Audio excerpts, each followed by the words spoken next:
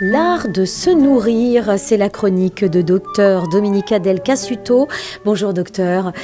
Vous êtes endocrinologue et nutritionniste et l'auteur de Qu'est-ce qu'on mange ? L'alimentation des ados de A à Z, paru aux éditions Odile Jacob. Et nous parlons ce matin, docteur, de l'alimentation des seniors. Alors la façon de manger en quantité et en qualité bien souvent change avec la prise d'âge. Est-ce que c'est naturel ? Comment choisir la meilleure façon de s'alimenter en vieillissant ? Alors docteur, la santé des seniors passe-t-elle par l'assiette ? La santé, ça passe toujours par l'assiette, quel que soit l'âge, que ce soit les enfants, les adolescents, les adultes, les seniors. Ça, c'est sûr qu'il y a une relation entre alimentation et santé. Ça, on va en parler tout le temps. Alors, il faut d'abord savoir ce qu'on parle comme quand on dit de senior. De quoi on parle ? Oui. Parce que senior, c'est à partir de 50 ans. Pour la SNCF, c'est 60 ans. Pour d'autres, c'est 50 ans. Bon, voilà. Vous allez vous fâcher avec pas mal de monde. Oui, voilà. Donc, du coup... on a beaucoup parlé du quatrième âge, des personnes âgées, donc on peut. Mais là, j'avais envie de faire peut-être un zoom sur, finalement, après 65 ans. 65 ans, c'est important. Ce qui est important, c'est de ne pas penser que plus on vieillit, moins il faut manger. Ça, c'est vraiment important.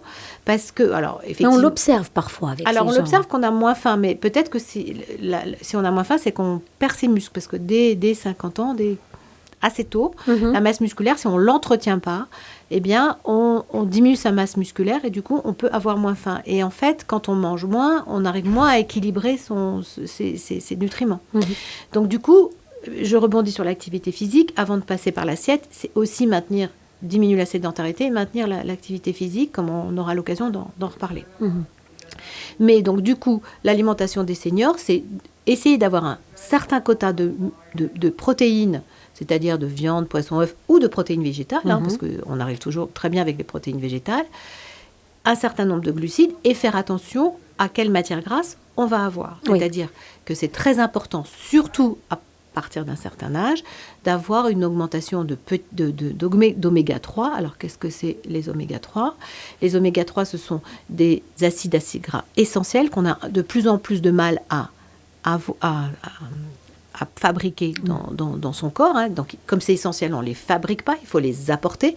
Et c'est ce qu'on appelle des aliments, des oméga 3 anti-inflammatoires. Le poisson, par exemple. Alors, le poisson, mais pas de n'importe quel poisson. C'est éventuellement les poissons gras. Et c'est effectivement des poissons qui ne sont pas très chers. C'est les sardines, les maquereaux, les harengs, le thon, le saumon, tout ça. Donc ça, c'est très important qu'il y ait au moins 2 ou 3 fois par semaine ce type d'alimentation riche en oméga 3. Alors, à l'inverse, docteur, là, on a bien vu les aliments qui sont intéressants pour les personnes d'un certain âge.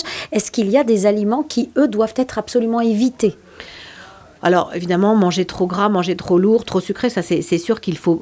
c'est modération et en consommation raisonnée de tout. Mais par rapport aux oméga 3, on a parlé des poissons, mais j'ai oublié, il y a aussi des aliments qui ne sont pas poissons, c'est-à-dire l'huile de colza, l'huile d'olive, l'huile de noisette, l'huile de noix, les amandes. Tout ça sont des petites choses qu'on peut se rajouter. Parce qu'en fait, ce n'est pas l'idée... Je pars toujours du principe, moi, en tant que nutritionniste, qu'il vaut mieux augmenter des aliments bénéfiques que chercher à diminuer des choses maléfiques. Parce qu'en fait, quand vous augmentez quelque chose, forcément, vous diminuez le ratio et vous mangez moins du reste. Donc, privilégions les aliments riches en oméga 3 et du coup, vous allez améliorer votre état anti-inflammatoire et c'est très important pour les seniors.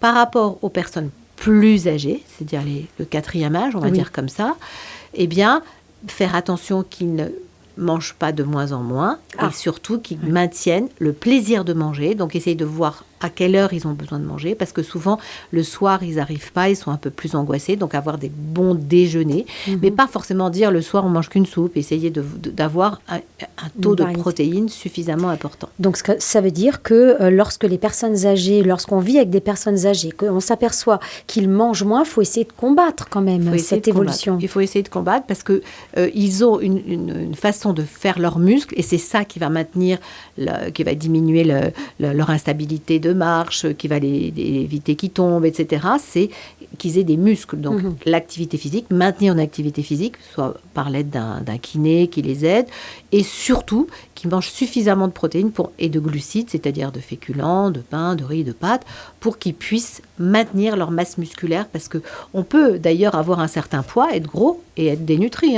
et d'avoir des muscles en petite quantité. Ah oui, donc c'est vraiment la masse musculaire. C'est la masse musculaire, c'est le maintenir et l'inflammation avec suffisamment d'oméga 3 dans votre semaine. Alors, vous avez parlé des oméga 3, docteur, mais il y a aussi les légumes. Ah oui, il ne faut pas oublier les légumes et les fruits, bien sûr, Léa, merci. Parce que ce sont des produits antioxydants, très riches en fibres, et tout ça, c'est très important aussi pour le transit, bien sûr, mais pour toutes les propriétés antioxydantes qu'ont les légumes et les fruits, avec l'apport en zinc et vitamines qui sont essentielles à maintenir, bien sûr, à tous les âges de la vie, mais bien sûr, là aussi. Donc, je résume, poissons, légumes, fruits, mais également les noisettes, les amandes, les amandes. L'huile d'amande, l'huile de noisette, l'huile de colza, l'huile d'olive, bien sûr. Merci, docteur. Je rappelle que vous êtes le docteur Dominique Adèle Cassuto, endocrinologue et nutritionniste, auteur de Qu'est-ce qu'on mange, l'alimentation des ados, de A à Z aux éditions Odile Jacob.